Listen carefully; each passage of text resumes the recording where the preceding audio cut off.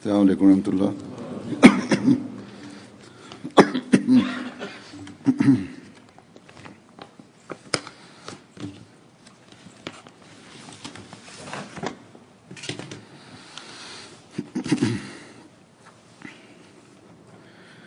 अशहदु अल्ला इलाहा इल्लल्लाह वहदहु ला शरीका लहु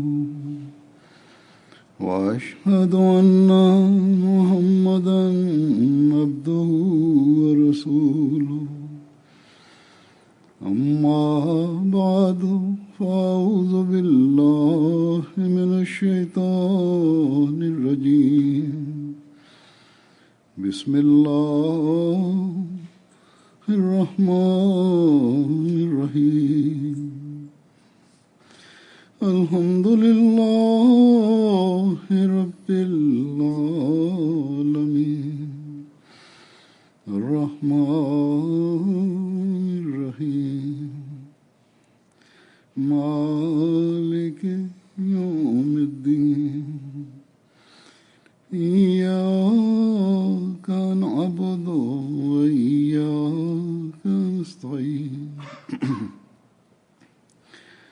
इहदिनस सिरातल मुस्तकीम सिरातल लज़ीना अनअमत अलैहिम गैरिल मग़्दूबि अलैहिम वलद्दाल्लीन।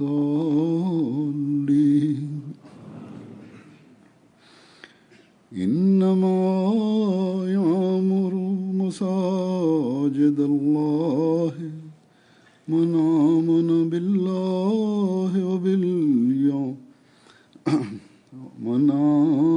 बिल्लाहि वल यौमिल आखिर व अक़ामस सलात व आतज़ ज़कात वलम यख़्शा इल्लल्लाह फ़असा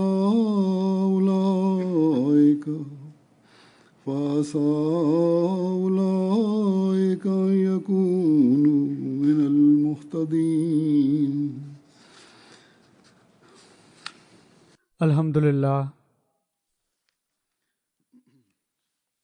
जमायत अहमदिया रजाइना खे बि अल्लाह ताला मस्जिद ठाहिण जी तौफ़ीक़ अता फ़रमाई आहे। माशा अल्लाह, तमामु सुहिणी मस्जिद आहे। हिन वक़्तु जेको हिते जमायत जो अंग आहे ऐं चौधारी जे इलाइक़नि समेत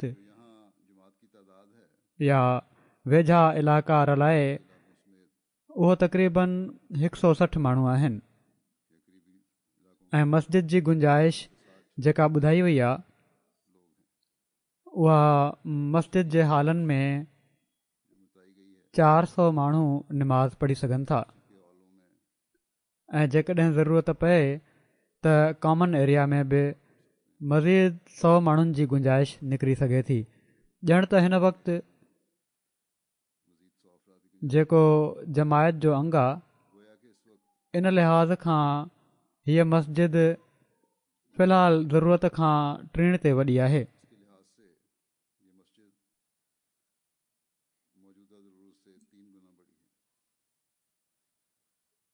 मूंखे ॿुधायो वियो आहे त इन जा ख़र्च बि मक़ामी जमायती ॾिना आहिनि या ॾियण जो वाइदो कयो अथनि।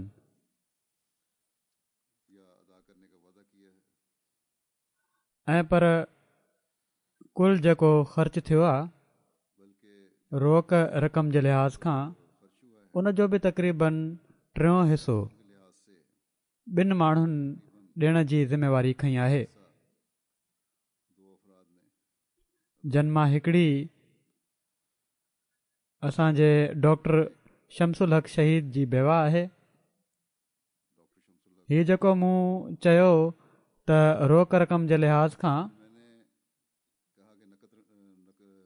ही इन लाइ जो जॾहिं मस्जिद जी तामीर जो कमु शुरू करण जो मरहलो आयो ऐं कंट्रेक्टर्स सां राब्ता कया विया त घटि खां घटि टेंडर बि हीअ चवनि था त 2.8 मिलियन जो हुयो, जंहिंमें बाक़ी ख़र्च मिलाए 3.5 मिलियन डॉलर ताईं ॻाल्हि पहुचे पई। पर जेको कुल ख़र्च थियो मस्जिद जी तामीर में उनखे मुकमल करण में उहो 1.6 मिलियन डॉलर थियो आहे। हाणे हिकिड़ो दुनियादार इन ॻाल्हि खे ॿुधी हैरान थींदो त हीउ कीअं थो थी सघे त ठेकेदारनि जे घटि खां घटि टेंडर जे मुक़ाबले में बि निसिफ़ खां घटि रक़म में मस्जिद जी तकमील थी वई। यकीनन हिकिड़ो दुनियादार इन जो अंदाज़ो नथो लॻाए सघे, छो त उनखे नाहे ख़बर त क़ुर्बानी छा हूंदी आहे। ऐं हज़रत मसीह मऊद अलैहिस्सलातु वस्सलाम जी जमायत क़ुर्बानीनि जा कहिड़ा मयार क़ाइमु कया आहिनि। जान माल वक़्त खे क़ुर्बान करण जा जेके मिसाल मिलनि था उहे बि हज़रत मसीह मऊद अलैहिस्सलातु वस्सलाम जी जमायत में ई मिलनि था। हीउ मिज़ाज जमायत अहमदिया जो आहे हर हंधि, तोड़े उहे पाकिस्तान जा अहमदी हुजनि, जानी ऐं माली क़ुर्बानी पेश करण वारा आहिनि, तोड़े उहे अफ्रीका में रहण वारा अहमदी आहिनि जन वटि जेकॾहिं माल नाहे त वक़्त जी क़ुर्बानी करे ऐं जेको कुझु बि आहे उहो ॾेई मस्जिदुनि ऐं जमायती कम जे लाइ पंहिंजो पाण खे पेश कनि था। तोड़े इंडोनेशिया में रहण वारा अहमदी आहिनि या यूरोप में रहण वारा अहमदी आहिनि या हिते कैनेडा में रहण वारा अहमदी आहिनि या दुनिया जे कंहिं बि इलाइक़े में रहण वारा आहिनि, उन्हनि खे अल्लाह ताला क़ुर्बानी जी तौफ़ीक़ ॾिए थो। इन लाइ जो उन्हनि अल्लाह ताला जी रज़ा हासिल करण खे पंहिंजो मक़सदु बणायो आहे। हिन मस्जिद जी तामीर में जमायत जे मालनि जी जेका अध खां वधीक रक़म बचाई वई आहे उहो मूंखे ॿुधायो वियो त सिस्काटोन जे 3 भाइरनि जेके तामीर जे कम में आहिनि रज़ाकार तौरु पंहिंजूं ख़िदमतूं पेश कयूं आहिनि ऐं अहिड़ी तरह हीअ रक़म बचायूं। अहिड़ी तरह ॿिया रज़ाकार बि शामिलु थिया कम में। इन्हनि भाइरनि जी जेके कंट्रेक्टर आहिनि इन्हनि जी मदद हिकिड़े चौथे कंट्रेक्टर पारां बि थी जंहिंखे अल्लाह ताला शायदि इन ई कम लाइ हिते मोकिलियो हुयो टोरंटो मां, जिथे उन्हनि जो कमु ख़तमु थी वियो ऐं हिते आया। त बहरहाल इन्हनि सभिनी रलिजी ई कमु कयो ऐं पोइ बाक़ी रज़ाकार बि जन मां जेके हिते मुक़ामी माण्हू आहिनि रजाइना जा, सिस्काटोन मां बि आया, कैलगरी मां बि आया, एडमिंटन मां बि आया ऐं पोइ टोरंटो मां बि आया, जन में ख़ुदाम बि शामिल आहिनि, अंसार बि शामिल आहिनि ऐं सवाइ उन कम जे जंहिं जे लाइ जमायत में पेशेवर महारत रखण वारा न हुआ, सभई कम हिननि कॉन्ट्रेक्टर्स ऐं रज़ाकारनि कया। हाणे दुनियादार कंट्रेक्टर त ही सोचे नथा सघनि, पर हिननि माण्हुनि पंहिंजे पैसनि ऐं वक़्त जी का परवाह न कई। अहिड़ी तरह लजना बि हिननि रज़ाकारनि जे खाधे जो इंतज़ाम करे अलावा माली क़ुर्बानी जे इन ख़िदमत जे करे इन तामीर में हिसो वरितो ऐं उहे बि हिसेदार बणिजी वियूं।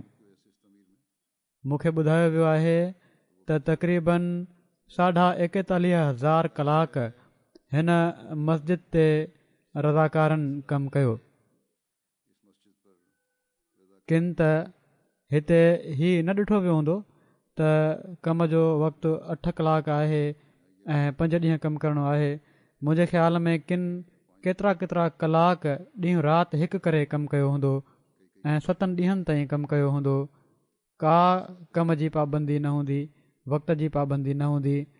हीउ जज़्बो अल्लाह ताला जे फज़ल सां अहमदिन में नज़र अचे थो हर हंधि।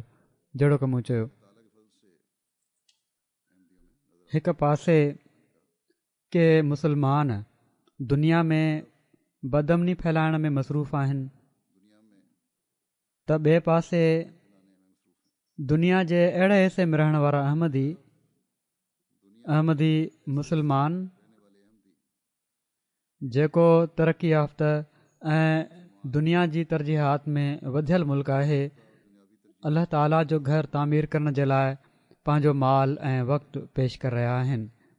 इन लाइ जो पाण सॻोरन सल्लल्लाहु अलैहि वसल्लम फ़रमायो आहे त जेको अल्लाह ताला जो घर तामीर करे थो उहो जन्नत में पंहिंजे लाइ घर तामीर करे थो। इन लाइ जो हिन ज़माने जे इमाम ऐं पाण सॻोरन सल्लल्लाहु अलैहि वसल्लम जे सचे ग़ुलाम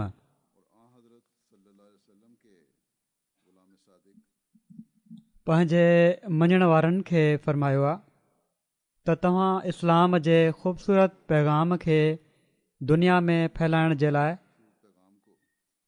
इस्लाम जी सही ऐं ख़ूबसूरत तस्वीर पेश करण जे लाइ मस्जिद ठाहियो। सो हिननि मस्जिदुनि जी तामीर में हीअ क़ुर्बानी इन लाइ आहे जो जिथे अल्लाह ताला जी रज़ा खे हासिलु कयो उते इस्लाम जे बारे में ग़लति तसवुर खे, ग़लति फ़हमियुनि खे दुनिया जे ज़हननि मां कढो ऐं दुनिया खे ॿुधायो त मुसलमाननि जूं मस्जिदूं ऐं इस्लाम जी तालीम दुनिया में फ़साद ऐं तबाही जो ज़रियो नाहे, पर दुनिया ऐं आख़िरत जी भलाई जो ज़रियो आहे। अल्लाह ताला जी मोहबत दिलनि में क़ाइमु करणु ऐं उन जो हक़ अदा करण जो ज़रियो आहे ऐं अल्लाह ताला जी मख़लूक़ सां मोहबत ऐं उन जो हक़ अदा करण जो ज़रियो आहे। हिन मस्जिद जी तामीर सां कैनेडा जी जमायत खे ही एज़ाज़ बि पहिरियों दफ़ो हासिलु थियो आहे जो अहमदी रज़ाकारनि अक्सर कमु करे जमायत जी रक़म बचाई आहे। दुनिया में ॿिए हंधि त अहिड़ी तरह कमु थींदो आहे, पर हिते अहिड़ी तरह पहिरियों भेरो थियो आहे। अल्लाह ताला इन्हनि सभिनी क़ुर्बानी करण वारनि तोड़े उहे माली क़ुर्बानी करण वारा आहिनि, वक़्त जी क़ुर्बानी करण वारा आहिनि, मर्द आहिनि, औरतूं आहिनि, जन वॾियूं वॾियूं रक़मूं अदा कयूं आहिनि या वाइदा कया आहिनि, उन्हनि सभिनी खे जज़ा ॾे ऐं उन्हनि जे मालनि ऐं नफ़्सनि में तमामु घणियूं बरकतूं विझे।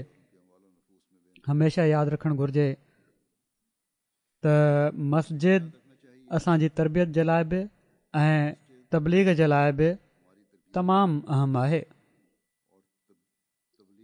तंहिं करे मां अमीर साहब खे चयो हुयो त हू नंढियूं मस्जिदूं ठाहिनि, पर हर जमायत में मस्जिद ठाहिण जी कोशिशि कनि।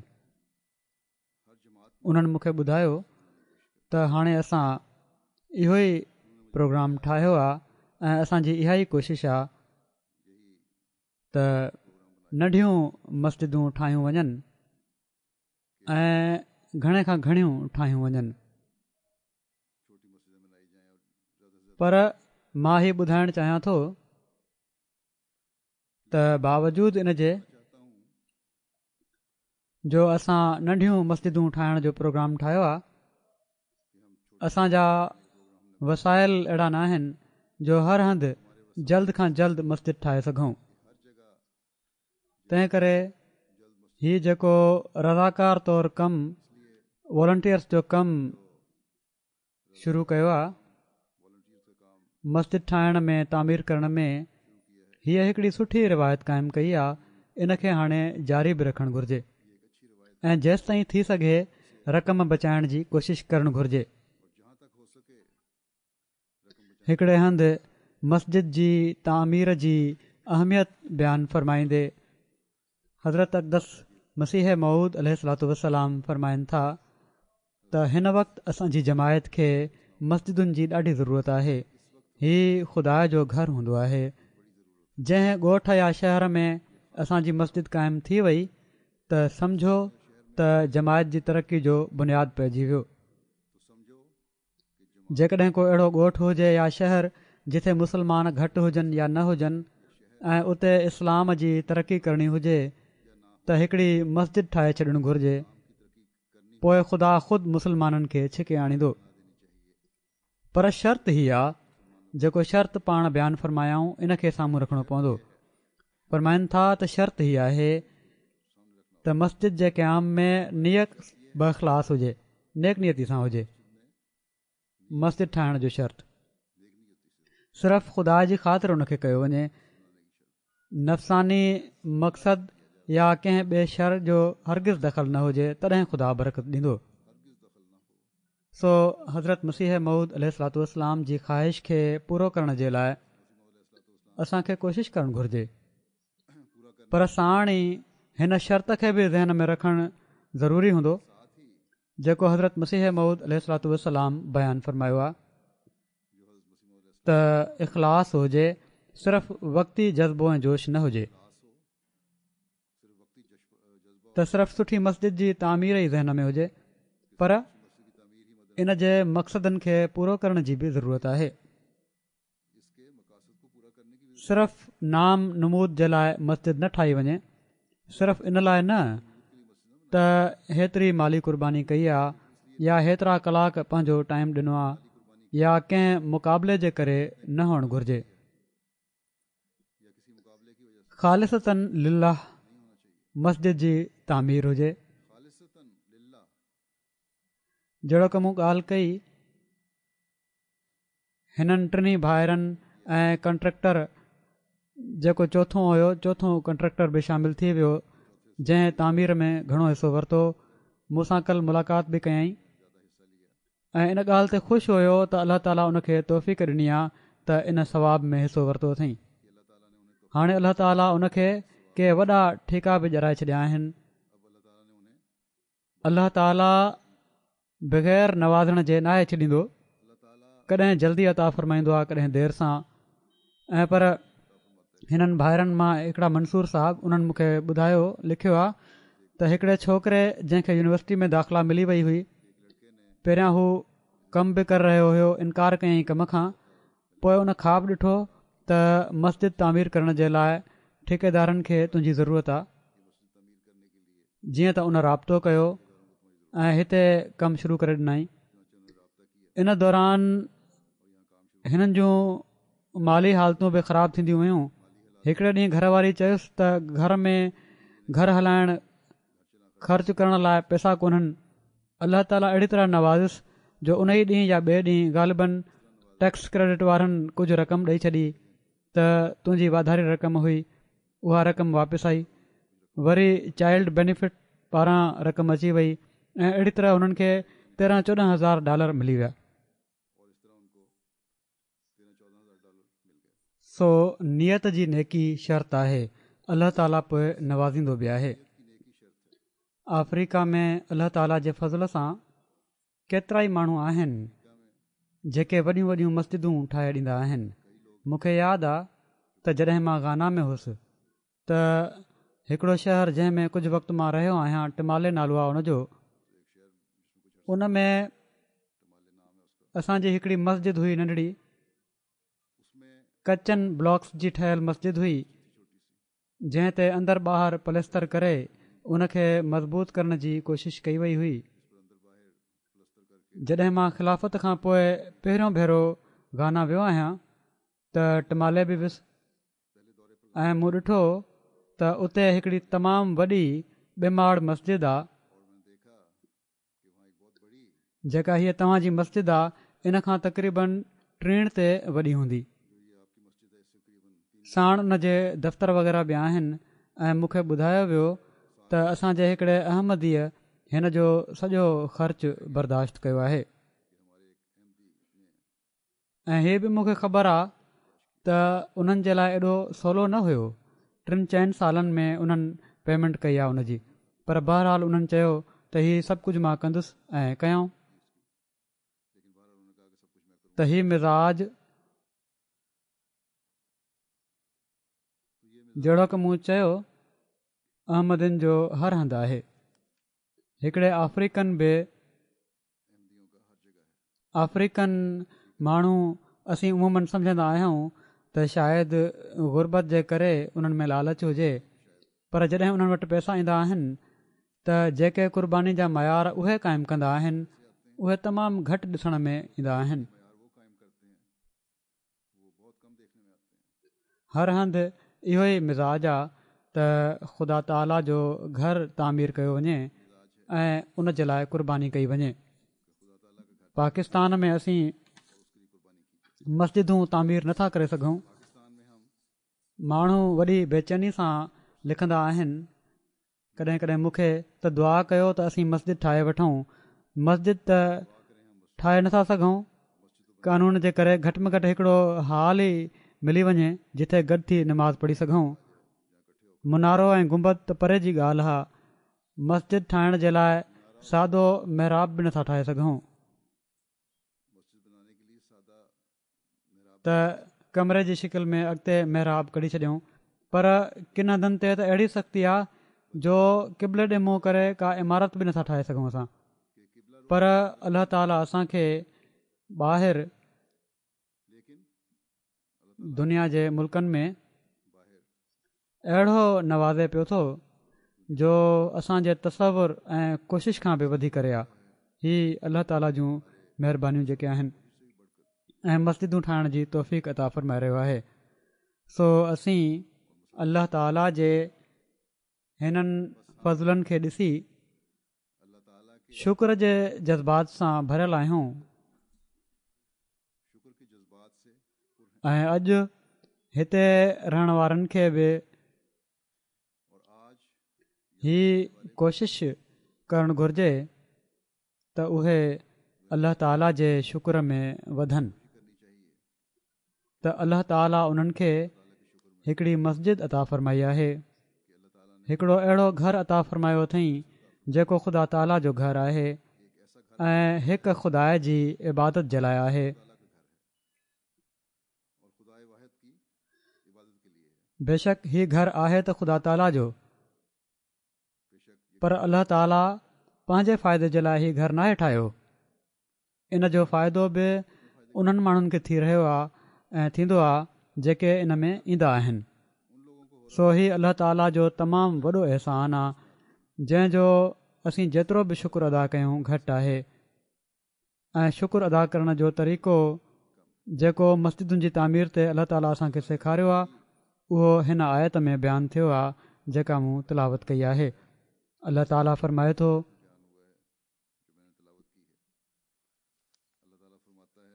इन जो तर्जुमो ही आहे आयत जो त अलाह ताला जूं मस्जिदूं त उहो ई आबाद कंदो आहे जेको अलाह ते ईमान आणे ऐं आख़िरत जे ॾींहं ते ऐं निमाज़ क़ाइमु करे ऐं ज़कात ॾे ऐं अलाह खां सवाइ कंहिंखां न डिॼे। सो परे नाहे त ही माण्हू हिदायत याफ़्ता माण्हुनि में ॻणिया वञनि। सो अलाह ताला ऐं आख़िरत जे ॾींहं ते ईमान जेको हिकिड़ो मोमिन हुअण जो ऐं मुस्लमान हुअण जो बुनियादी शर्त आहे, हीअ त ज़रूरी आहे। पोइ अलाह ताला फ़रमाए थो त निमाज़ जो क़याम बि ज़रूरी आहे। ऐं निमाज़ जो क़याम छा आहे? ही 5 वक़्त मुक़ररु टाइम ते निमाज़ जे लाइ अचणु आहे। निमाज़ खे क़ाइमु करण जो मतिलबु ई क़याम निमाज़ आहे। क़याम निमाज़ जो मतिलबु ई या निमाज़ क़ाइमु करण जो मतिलबु ई बाजमायत निमाज़ पढ़णु आहे। पोइ ज़कात ॾियणु आहे। ज़कात छा आहे? ही पंहिंजे माल खे ख़ुदा ताला जी राह में ख़र्च करे पाक करणु आहे।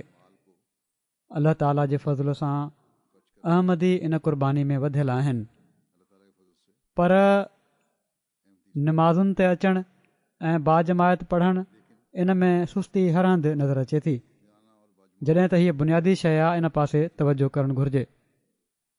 ज़कात जे बारे में मां हीअ बि ॿुधाए छॾियां, हिकु त इन में उमूमी ज़कात शामिल आहे, जेका हर उन शख़्स ते फ़र्ज़ु आहे जेको अमीर आहे, जंहिंजो पैसो बैंकुनि में मौजूदु आहे या उन वटि मौजूदु आहे, वॾी रक़म आहे, सॼो साल पई हूंदी आहे, जंहिं वटि सोन आहे, जंहिं वटि चांदी आहे। किन ज़िमेदारनि ते ज़कात फ़र्ज़ु आहे। पोइ वॾा वॾा जंहिंजा डेयरी फार्म आहिनि उन्हनि ते ज़कात फ़र्ज़ु आहे। इन ज़कात में सभई मर्द औरतूं सभई शामिल आहिनि ऐं हिन जो हिकिड़ो मुक़ररु कयल निसाब आहे, जेको पाण सॻोरन सलाहु वसलम जे ज़माने खां पाण मुक़ररु फ़रमायो अथनि। अहिड़ी तरह इन पासे ख़ासि तौर ते ज़कात जे मामले में हीअ बि ॿुधाए छॾियां, औरतुनि खे तवजो करणु घुरिजे। हिते अची बहितर हालात थी उन्हनि वटि काफ़ी सोन जा ज़ेवर हूंदा आहिनि। वॾी उमिरि जी बि नंढी उमिरि जी औरतुनि खे बि अक्सर मूं ॾिठो आहे, काफ़ी ॻोरा ॻोरा सोना कड़ा ऐं चूड़ियूं उन्हनि खे पातल हूंदियूं आहिनि। पाइनि बेशक ज़ीनत आहे, अलाह ताला जाइज़ करार ॾिनो आहे, पर इन ते ज़कात ॾियण बि फ़र्ज़ु आहे। पोइ ज़कात में तज़किये अमवाल में पंहिंजे माल खे पाक करण में हर उहो चंदो बि शामिल आहे जेको ख़ुदा ताला जे दीन जी इशाअत ऐं उन सां लाॻापियल कमनि ते ख़र्च थिए थो। हिन वक़्तु हुकूकुल इबाद अदा करण जे लाइ ख़र्च थिए थो। हिन वक़्तु अलाह ताला जे फज़ल सां जमायत अहमदिया ई आहे जेका इशाअत दीन जे कमनि में ख़र्च करे थी। मस्जिदुनि जी तामीर आहे, मिशन हाउसिस जी तामीर आहे, मुबल्लिगीन जो निज़ाम आहे, स्कूल आहिनि, इस्पतालूं आहिनि। पोइ अलाह ताला फ़रमाए थो त तव्हां कंहिंखां इन ज़कात खां पोइ अॻिलो जेको हुकुम आहे, कंहिंखां सवाइ ख़ुदा ताला जी ज़ात जे ख़ौफ़ न खाओ, डिॼो न। जेकॾहिं ख़ुदा ताला जो ख़ौफ़ रहे त पोइ इंसान केतिरनि ई बुराइनि खां बची सघे थो। हिननि मुल्कनि में जेके आज़ादी जे नाले ते केतिरियूं बुराइयूं आहिनि उन्हनि खां बची सघे थो। यादि रखो त ख़ुदा ताला जो ख़ौफ़ दिलि में पैदा थियणु ॾाढो ज़रूरी आहे ऐं ख़ुदा ताला जो ख़ौफ़ ई तक़वा आहे। ऐं तक़वा जे बारे में क़ुर शरीफ़ में केतिरियूं आयतूं आहिनि जिन में मुख़्तलिफ़ हुकुम असांखे ॾिना विया आहिनि। सो जेकॾहिं इन्हनि ॻाल्हियुनि ते अमल आहे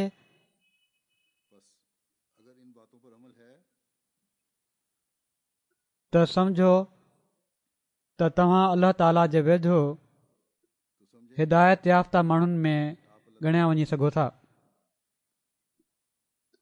ऐं मस्जिद जी आबादी जे मक़सद खे पूरो करण वारा थी सघो था। ऐं इहे ई अमल आहिनि ऐं इहो ई ईमान ते क़ाइमु थियणु ऐं मज़बूत थियणु आहे जेको मस्जिद जी तामीर जो मक़सदु पूरो करे थो। ऐं इहा ई शइ आहे जेका ख़ुदा ताला जो शुक्रगुज़ार बनाए थी। न त सिर्फ़ु इन ॻाल्हि ते ख़ुशि थी वञणु त असां मस्जिद ठाहे छॾी ऐं नमाज़ुनि ते कॾहिं कॾहिं अची वियासीं, ख़ुदा ताला खां वधीक ॿाननि जो ख़ौफ़ थियणु लॻे, दुनिया जूं लालचूं ऐं तरजीहात दीन ऐं उन जे फ़र्ज़नि खे विसारे छॾनि, त पोइ हिकिड़ो वक़्ती सवाबु त शायदि अहिड़े शख़्स कमाए वरितो हुजे, पर अल्लाह ताला जे मुस्तक़िल फ़ज़लनि खां परे हलिया वञण वारा थींदो। सो अल्लाह ताला फ़रमाए थो त मस्जिदुनि जी सही आबादी उन्हनि माण्हुनि सां आहे जेके ईमानी ऐं एतिक़ादी लिहाज़ खां बि मज़बूत ऐं अमली लिहाज़ खां बि वधंदा वञण वारा आहिनि। सभिनी खां पहिरियां हीउ फ़र्ज़ु जमायत जे उहिदेदारनि ऐं ज़ैली तनज़ीमुनि जे उहिदेदारनि जो आहे त मस्जिदुनि जी आबादीअ खे पंहिंजी हाज़िरी सां लाज़मी बणाइनि। जमायत जेका माल ऐं वक़्त जी क़ुर्बानी ॾिनी आहे,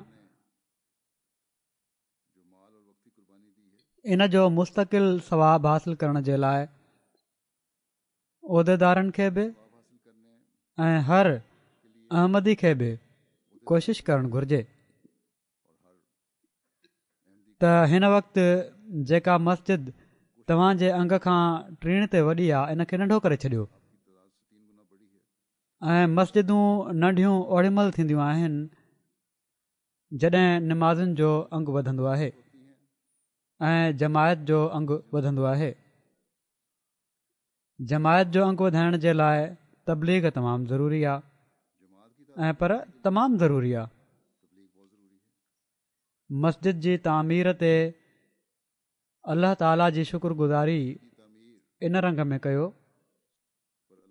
जो सही इस्लाम ऐं अहमदियत जो पैगाम हिते रहण वारे हर शख़्स ताईं पहुचायो। ऐं हीउ अल्लाह ताला जी शुक्रगुज़ारी सां गॾु माण्हुनि जो हक़ अदा करणु बि आहे। हीउ हिननि माण्हुनि जो हक़ आहे त असां हिननि ताईं इस्लाम जो सही पैगाम पहुचायूं, इन्हनि खे गंद ऐं गिलासतुनि खां ॿाहिरि आणियूं, दुनिया खे उन जे सही ख़ालिक जो पतो ॾियणु असांजो कमु आहे। हिन वक़्तु दुनिया जी अक्सरियत दुनिया जी तरक़ी ऐं इन जी चमक धमक ऐं इन में गुम थी वञण खे सभु कुझु सम्झे थी, पर इन्हनि खे हीअ नाहे ख़बर त हिननि वक़्ती रोशनियुनि जे आख़िर ते हिकिड़ी गुघ ऊंदहि आहे जंहिं में ही ॿुॾण वारा आहिनि।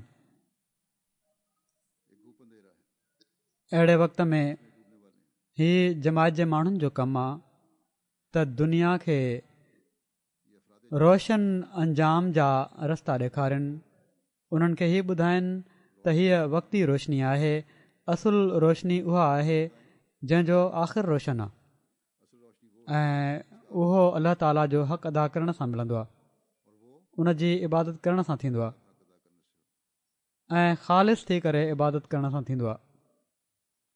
ऐं हीउ ओड़ी महिल थींदो जॾहिं असांखे ख़ुदि दुनिया खां वधीक आख़िरत जो फ़िक्रु हूंदो। असीं दुनिया खे असीं ओड़ी महिल ॿुधाए सघूं था ई जॾहिं ख़ुदि पंहिंजो पाण खे बि असां ॾिसी रहिया हूंदासीं। पंहिंजी आख़िरत जो बि असांखे फ़िक्रु हुजे तॾहिं असां अॻिते रोशनी ॾेखारे सघूं था। मोहबत ऐं प्यार जा सिर्फ़ु नारा हणण वारा पोइ असीं न थींदासीं,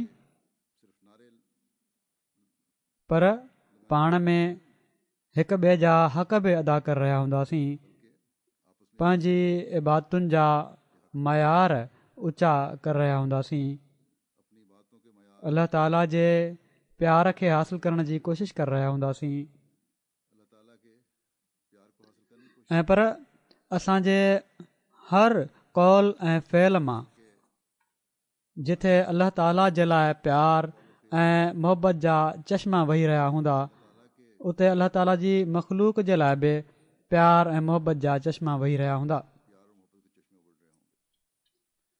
जेके माण्हू असांखे परे खां ॾिसी ऐं असांजे नारे खे ॿुधी असांजे वेझो अचनि था, जेके इस्लाम जी ख़ूबसूरत तालीम असांखां ॿुधी मुतासिर थियनि था, उहे वेझो अची कॾहिं बि हीउ न चवनि त तव्हां जेके परे खां नज़र अची रहिया हुयो ओढ़ा वेझो खां ॾिसण में न आहियो। असांखे घुर्जे त असीं अॻिले जहान जी जन्नत खे हासिल करण जे लाइ हिन दुनिया खे बि जन्नत बणायूं, पंहिंजी इबादतुनि सां बि ऐं पंहिंजे अमल सां बि। पाण सॻोरन सल्लल्लाहु अलैहि वसल्लम फरमायो आहे त जॾहिं तव्हां जन्नत जे बाग़नि मां लंघो त उते कुझु खाई पी वठंदा कयो, खाई ऐं पी वठंदा कयो। हज़रत अबू हुरैरा रज़ियल्लाहु ताला अन्हु उन मजलिस में वेठा हुआ ऐं अक्सर इन्हनि खां ई रिवायतूं आहिनि। हू बयानु कनि था त मां इन ते पुछियो त या रसूलल्लाह सल्लल्लाहु अलैहि वसल्लम त जन्नत जा बाग़ छा आहिनि? इन ते पाण सॻोरन सल्लल्लाहु अलैहि वसल्लम फरमायो त मस्जिदूं जन्नत जा बाग़ आहिनि। पोइ अर्ज़ु कयाऊं या रसूलल्लाह सल्लल्लाहु अलैहि वसल्लम जन्नत में खाइण पीअण जो छा मतिलबु आहे? पाण फरमायाऊं अल्लाह ताला जो ज़िक्र, तस्बीह, तहमीद, सुभान अल्लाह चवणु, अल्हम्दुलिल्लाह, ला इलाहा इल्लल्लाह, अल्लाहु अकबर, ही सभु चवणु ऐं पढ़णु जन्नत जा खाधा आहिनि ऐं पीता आहिनि। सो नमाज़ुनि सां गॾु मस्जिदुनि में वेही तस्बीह ऐं तहमीद करणु, अल्लाह ताला जी वॾाई बयानु करणु, हिन दुनिया में जन्नत जा मेवा खाइणु आहे। ऐं जेको अहिड़ी तरह अल्लाह ताला जे ज़िक्र ऐं उन जी इबादत ॾांहुं तवजो ॾियण वारो हुजे, उहो सिर्फ़ु अॻिले जहान जी जन्नत खे नाहे ॾिसी रहियो हूंदो, पर अल्लाह ताला जे हुकुम ते हलंदे हुकूकुल इबाद जी अदायगी जी बि कोशिशि करे थो। पंहिंजे अमलनि खे ओड़ी तरह ढालण जी कोशिशि करे थो जहिड़ी तरह अल्लाह ताला हुकुम फरमायो आहे। सो केॾा न ख़ुशकिस्मत आहिनि उहे माण्हू जेके हिन दुनिया में बि जन्नत जा मेवा खाइनि था ऐं खाराइनि था ऐं अॻिले जहान में बि अल्लाह ताला जी रज़ा हासिल करण वारा आहिनि। उन्हनि माण्हुनि में शामिल आहिनि जेके अल्लाह ताला जी रज़ा ख़ातिर तक़वा ते हलण वारा आहिनि। हज़रत अक़दस मसीह मऊद अलैहिस्सलातु वस्सलाम फरमाइनि था त क़ुर शरीफ़ में सभिनी हुकमनि जे बारे में तक़वा ऐं परहेज़गारी जे लाइ वॾो ताक़ीद आहे। सबबु ही आहे जो तक़वा हर हिकु बुराई खां बचण जे लाइ ताक़त बख़्शे थी ऐं हर हिकु नेकीअ ॾांहुं डोड़ण जे लाइ हरकत ॾिए थी। ऐं एतिरे क़दुरु ताक़ीद फ़रमाइण में राज़ ही आहे त तक़वा हर हिकु बाब में इंसान जे लाइ सलामती जो तावीज़ आहे ऐं हर हिकु फितने खां महफ़ूज़ रहण जे लाइ मज़बूत क़िलो आहे जंहिं में शैतान खां बचंदो आहे इंसान जेकॾहिं तक़वा ते हले त। फरमाइनि था हिकिड़ो मुतक़ी इंसान केतिरनि ई अहिड़नि फज़ूल ऐं ख़तरनाक झेड़नि खां बची सघे थो जंहिं में ॿिया माण्हू गिरफ़्तार थी अक्सर औक़ात हलाकत ताईं पहुची वेंदा आहिनि। हर हिक खे इहा ॻाल्हि यादि रखणु घुर्जे त हीअ जेके क़ुर्बानीनि जा नमूना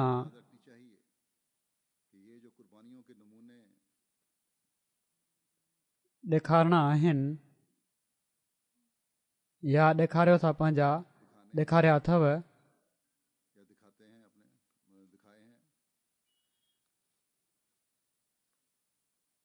इन्हनि खे तक़वा सां क़ाइमु रखणु ज़रूरी आहे, न त ही वक़्ती क़ुर्बानीूं थींदियूं। जहिड़ो की मूं चयो त शुक्रगुज़ारी तबलीग जो हक़ अदा करण बि आहे, पर मस्जिद ठहण सां केतिरा ई अहिड़ा माण्हू बि हूंदा जंहिंजी पाण मुरादो मस्जिद ॾांहुं नज़र खॼंदी ऐं मस्जिद ॾिसी तव्हां ॾांहुं तवजो पैदा थींदी, हितां जे रहण वारनि अहमदीन ॾांहुं तवजो पैदा थींदी ऐं उन वक़्तु हर अहमदी जो अमल ऐं तक़वा आहे जेको ॿियनि जी हिदायत जो सबबु बणिजंदो। सो हीअ मस्जिद हिते रहण वारे हर अहमदी ते ज़िमेवारी विझी रही आहे ऐं इन ज़िमेवारी खे पूरो करण जे लाइ हर अहमदी खे नमूनो ॾेखारण जी ज़रूरत आहे। हज़रत अक़दस मसीह मऊद अलैहिस्सलातु वस्सलाम फरमाइनि था त असांजी जमायत जे माण्हुनि खे नमूनो बणिजी ॾेखारणु घुर्जे।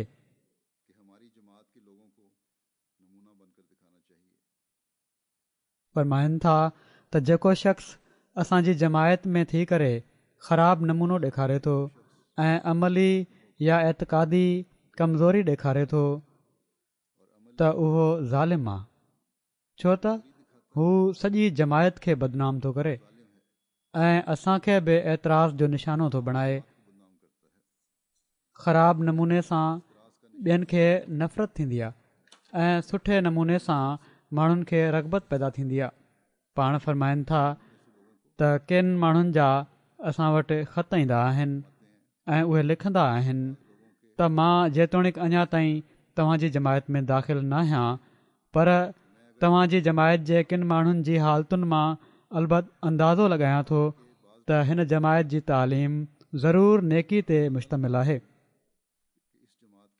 अॼु बि केतिरा ई माण्हू मूंखे लिखंदा बि आहिनि ऐं के माण्हू मिलण महिल चवंदा बि आहिनि त जमायत जे माण्हुनि खे ॾिसी पतो पए थो त तव्हांजी तालीम अमन ऐं सलामती ऐं प्यार ऐं मुहबत जी तालीम आहे। सो इन किरदार खे जारी रखणु, इन तालीम खे मज़ीद फैलाइणु, इन खे मुस्तक़िलनि पंहिंजे अमलनि में ढालणु हर अहमदी जे लाइ ज़रूरी आहे। वरी हज़रत मसीह मऊद अलैहिस्सलातु वस्सलाम फरमाइनि था त ख़ुदा ताला बि इंसान जे अमलनि जो रोज़नामचो ठाहींदो आहे। रोज़ानो जी हिकिड़ी डायरी ठही रही हूंदी आहे जंहिं ते लिखिया वेंदा आहिनि अमल। सो इंसान खे बि पंहिंजे हालात जो हिकिड़ो रोज़नामचो तयारु करणु घुरिजे। अलाह ताला त ठाहींदो ई आहे, पर ख़ुदि हर शख़्स खे बि घुरिजे, हिकिड़े मोमिन खे बि घुरिजे त पंहिंजे हालात जो हिकिड़ो जाइज़ो वठे, रोज़ानो पंहिंजी डायरी लिखे, ॾिसे कहिड़ा मां सुठा कम कया आहिनि, कहिड़ा मां ख़राबु कम कया आहिनि। फरमाइनि था त इंसान खे बि हालात जो हिकिड़ो रोज़नामचो तयारु करणु घुरिजे ऐं इन में गौर करणु घुरिजे।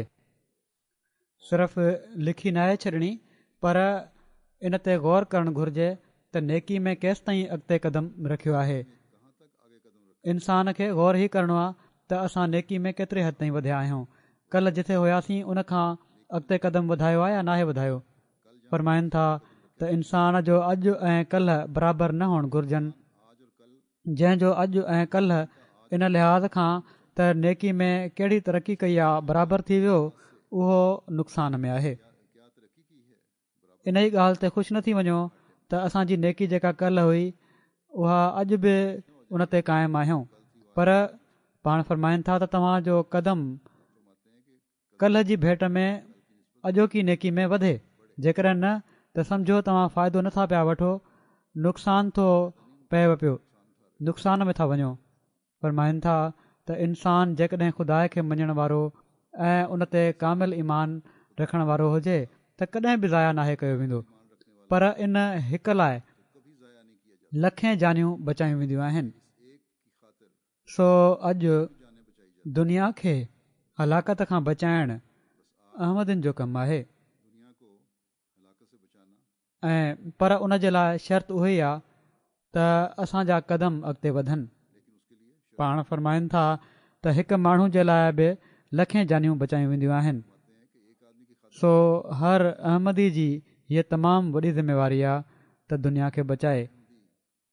जेका दुनिया ख़ुदा खे विसारे पई थी, असांजो फ़र्ज़ु आहे त असीं दुनिया खे बचायूं।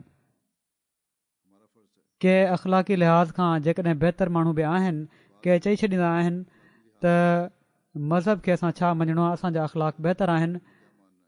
बुनियादी कुझु अख़लाक त बहितर आहिनि, रोज़ानो जा अख़लाक आहिनि, मिलणु झुलणु त बहितर आहे, कंहिंजो हक़ बि के नाहिनि खाईंदा, पर कुझु लिहाज़ खां आज़ादी जे नाले ते अख़लाक़ी तौर ते ई माण्हू तबाह थी चुका आहिनि, ऐं पोइ कानून बि हिननि खे तहफ़ुज़ ॾेई थो छॾे। अलाह ताला खे त दुनिया बिल्कुलु विसारे चुकी आहे। अहिड़े वक़्त में असीं जेके हज़रत मसीह मऊद अलैहिस्सलातु वस्सलाम जी बैत में आया आहियूं, असां बि जेकॾहिं पंहिंजे क़दरुनि खे विसारे, ख़ुदा ताला खे विसारे, इस्लामी अख़लाक खे विसारे दुनिया जे पुठियां हली पियासीं त दुनिया जी इस्लाह केरु कंदो? हज़रत मसीह मऊद अलैहिस्सलातु वस्सलाम सां बेशक अलाह ताला जो ई वाइदो आहे, उहे त थींदा, ॿिया माण्हू मिली वेंदा, पर ईअं न थिए जो असीं महरूम रहिजी वञूं इन खां। सो हर अहमदी जो फ़र्ज़ु आहे अॼु बि त जहिड़ो क हज़रत मसीह मऊद अलैहिस्सलातु वस्सलाम फरमायो आहे, पंहिंजो जाइज़ो हर अहमदी खे वठण जी ज़रूरत आहे त जीअं असीं पंहिंजनि ज़िमेवारियुनि खे सही रंग में अदा करे सघूं। सिर्फ़ु इन ॻाल्हि ते ख़ुशि न थी वञूं त मस्जिद ठाहे छॾी आहे। असांजो टारगेट त ई हुअणु घुरिजे त असां अल्लाह ताला जे अॻियां झुकण वारनि ऐं हज़रत मोहम्मद रसूलुल्लाह सलाहु वसलम जे झंडे हेठि अचण वारनि जे अंग खे वधाइणो आहे। ऐं हीउ ओड़ी महिल ताईं नथो थी सघे जेसि ताईं असांजो हर क़दम अॻिते वधण वारो न हुजे। असां मां हर हिकु पंहिंजनि जे लाइ बि ऐं परावनि जे लाइ बि नमूनो न बणिजी वञे। असां मां को कंहिंखे ॾुखु ॾियण वारो न हुजे पर पंहिंजनि परावनि जो हक़ अदा करण वारो हुजे। हज़रत मसीह मऊद अलैहिस्सलातु वसलाम फरमाइनि था घुरिजे त पंहिंजे लाइ बि ऐं पंहिंजी औलाद घरवारी ॿार बचनि मिटनि माइटनि ऐं असांजे लाइ बि रहमत जो सबबु बणिजी वञो। मुखालफ़नि खे एतिराज़ जो मौक़ो हरगिज़ न ॾियणु घुरिजे। सो असां मां हर हिक खे हज़रत मसीह मऊद अलैहिस्सलातु वसलाम जे इन दर्द खे महसूसु करणु घुरिजे ऐं पंहिंजा उहे नमूना क़ाइमु करणु घुरिजनि जेके जमायत जी नेकनामी ऐं हज़रत मसीह मऊद अलैहिस्सलातु वसलाम जी नेकनामी जो सबबु बणिजनि। अल्लाह ताला असांखे इन जी तौफ़ीक़ अता फ़रमाए। असांजो सुभाणे असांजे अॼु खां बहितर हुजे। असांजा ॿार ऐं असांजूं पीढ़ियूं इन ॻाल्हि खे सम्झण वारियूं थियनि त उन्हनि जे माउ पीउ जेके क़ुर्बानियूं ॾिनियूं, जेके मस्जिदूं ठाहियूं, जेके तबलीग जा कम कया ऐं ॿारनि खे दीन खे दुनिया ते मुक़दम रखण जी जेका तलक़ीन कई, उहा ई असली दौलत आहे जेका उन्हनि जे लाइ छॾी आहे। ऐं पोइ अचण वारियूं पीढ़ियूं पंहिंजनि पीढ़ियुनि जी दिलनि में हीअ सोच पैदा कंदियूं वञण वारियूं थियनि ऐं हीउ सिलसिलो अल्लाह ताला करे त ईअं ई हलंदो रहे।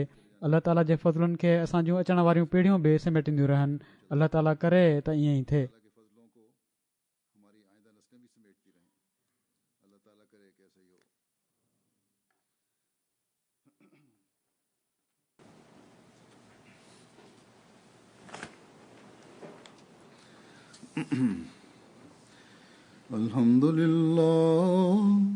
अल्हम्दुलिल्लाह नहमदुहु व नस्तईनुहु व नस्तगफिरुहु व नुमिनु बिही व नतवक्कलु अलैहि व नऊज़ु बिल्लाहि मिन शुरूरि अनफुसिना व मिन सय्यिआति अअमालिना। मन यहदिहिल्लाहु फला मुदिल्ल लहु व मन युद्लिल्हु फला हादिय लहु व नशहदु अन ला इलाहा इल्लल्लाह व नशहदु अन्ना मुहम्मदन अब्दुहु व रसूलुहु। इबादल्लाह रहमकुमुल्लाह इन्नल्लाह यामुरु बिल अदलि वल इहसानि व इताइ ज़िल क़ुर्बा व यन्हा अनिल फ़हशाइ वल मुनकरि वल बग़ि याइज़ुकुम लअल्लकुम तज़क्करून। उज़्कुरुल्लाह यज़्कुरकुम वदऊहु यस्तजिब लकुम व लज़िक्रुल्लाहि अकबर।